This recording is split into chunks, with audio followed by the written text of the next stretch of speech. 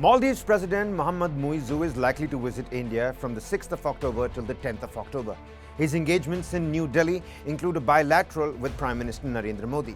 Within a short span, this is Muizzu's second trip to India.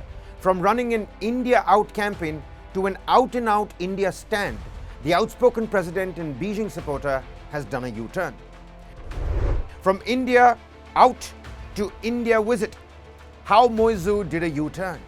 News9 Plus Decodes.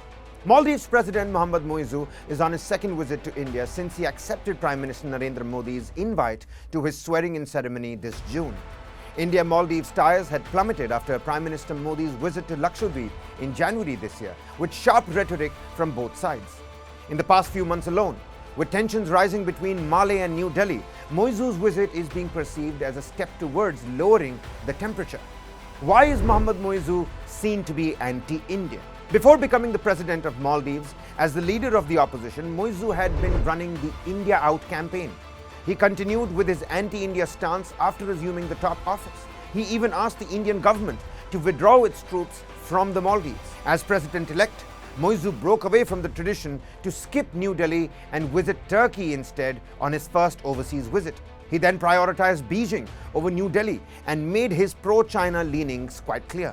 Under him, Maldives decided to reduce its dependence on India and source food items and drones from Turkey instead. What is Muizzu's new stance on India? Over the last few months, Muizzu seems to have understood that his anti-India rhetoric is not good for the Maldives. Muizzu is now denying that he pursued an India Out agenda. However, he maintains that the presence of foreign forces in his country was a serious problem for the Maldives. The Maldives is heavily burdened with foreign debt and is staring at an economic crisis. Now, Muizzu has started calling India his close ally. He recently urged for debt relief to New Delhi since the Maldives owes India about 35 billion rupees. He has called the loan an inherited burden and is negotiating for relief related to the repayment. What are Muizzu's biggest monetary woes? Well, the Maldives economy is on the verge of collapse.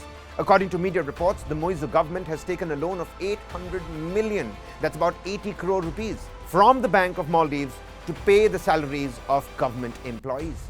The Modi government recently approved the export of certain essential commodities such as eggs, pulses, rice, wheat, sugar, etc. for 2024-2025 at the request of the Maldives. Now, is the Maldives caught in a Chinese debt trap? Well, yes, the Chinese debt on the Maldives is increasing, and this realization works to India's advantage. Chinese companies have built bridges, ports and airports across South Asia. Pakistan, Sri Lanka and Bangladesh are others in India's neighborhood struggling to break out of the Chinese debt trap. According to the World Bank data, China remains Maldives' largest lender, having lent Maldives $1.37 billion. And in 2023, Maldives' public debt rose to 122.9% of its GDP, which is about $8 billion.